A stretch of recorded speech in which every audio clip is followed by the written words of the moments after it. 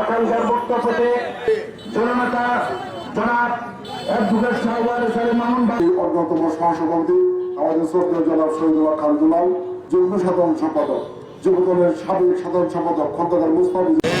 আমরা পরিষ্কার ভাষায় বলতে চাই, আজকে বাংলাদেশ উন্নয়ন সমৃদ্ধির দিকে এগিয়ে যাচ্ছে তারেক রহমানের নেতৃত্বে। গণতন্ত্রকে সুপ্রতিষ্ঠিত করা হচ্ছে, সেইটির সুযোগ নিয়ে যদি কোনো চক্র ষড়যন্ত্র করে বাংলাদেশকে আবার অশান্ত করতে চায়, এদেশের যুব সমাজ, তরুণ সমাজ, ছাত্র সমাজকে ঐক্যবদ্ধভাবে সেই ষড়যন্ত্র মোকাবেলা করতে হবে। জিয়া রহমান সাদতবাসীকে আমি সেই শপথ উদাত্ত আহ্বান জানাচ্ছি। এই সংগ্রাম 17 বছর বিশিষ্টের পতনের সংগ্রাম করেছে। এই সংগ্রামে খালেদা জিয়া 2.5 বছর জেল কেটেছেন, অসুস্থ আছেন, চিকিৎসা পান নাই, মৃত্যুর সাথে পাঞ্জা লড়েছেন। একটি মুহূর্তের জন্য সরকার পতনের আন্দোলন থেকে বিএনপি সরে আসে না।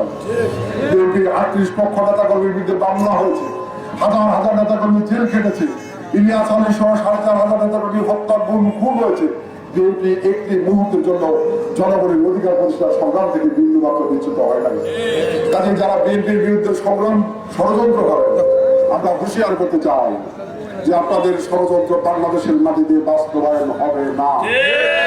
আমরা আগামী দিনে শহীদ রাষ্ট্রপতি জিয়াউর রহমানের সুযোগ্য উত্তর করে দেশ নায়ক জনাব তারেক রহমানের নেতৃত্বে দেশ পরিচালনা এবং দল পরিচালনা করবার যে সমস্ত কর্মসূচি ঘোষণা করা হবে, আমরা বাংলাদেশ জাতীয়তাবাদী যুবদল জামালপুর সদর আসনের মাননীয় সংসদ সদস্য, জেলা বিএনপির সাধারণ সম্পাদক অ্যাডভোকেট ওয়ারেস আলী মামুনের নেতৃত্বে জাতীয়তাবাদী যুবদল তার সাথে ছিল, থাকবে। এই অঙ্গীকার ব্যক্ত করে শহীদ রাষ্ট্রপতি জিয়াউর রহমানের বিজয়ী আত্মার মাগফিরাত কামনা করে সামর্থ্য অনুযায়ী সর্বোচ্চ সামগ্রী নিয়ে এখানে উপস্থিত হয়েছি।